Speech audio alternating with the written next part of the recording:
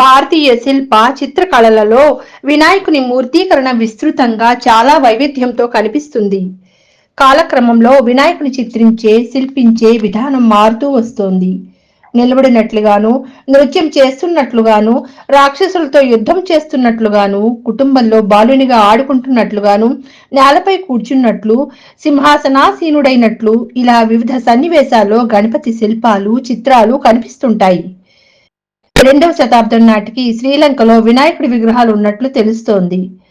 మిహింతలేలోని కంటక చైత్యంలో లభించిన వినాయక విగ్రహం క్రీస్తు పూర్వం 1వ శతాబ్దానికి చెందిందని అంచనా వేశారు. మనకు లభించిన గణేష్ విగ్రహాల్లో ఇదే అత్యంత పురాతనమైనది. ఇందులో ఒకే దంతం కలిగిన మరుగుజ్జు ఇతర మరుగుజ్జులతో పరివేష్టింపబడినట్లుగా చూపింపబడినది. 6వ శతాబ్దం నాటికి భారతదేశంలోని వినాయకుని విగ్రహాలు సాధారణమయ్యాయి. వినాయకుడు ఒక ప్రత్యేకమైన దేవునిగా గుర్తింపబడిన తర్వాత, వినాయక పూజా సంప్రదాయం స్థిరపడిన తర్వాత, అంటే 900 నుండి 1200 కాలం తరువాత వినాయకుని ఆకారం సాధారణంగా కుడి ప్రక్క చూపిన విగ్రహం వలె ఉంటూ వచ్చింది. ఏనుగు తల, బాణ పొట్ట, ఒక చేత విరిగిన దంతం, మరొక చేతిలో ఉన్న లడ్డూను సృజిస్తున్న తొండం ఇవి సాధారణంగా కనిపించే చిహ్నాలు.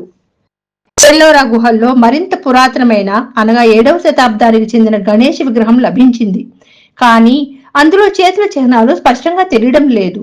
సాధారణంగా వినాయకుని విగ్రహాల్లోని పై చేతుల్లో ఒక చేత అంకుశం, మరొక చేత పాశం కనిపిస్తాయి.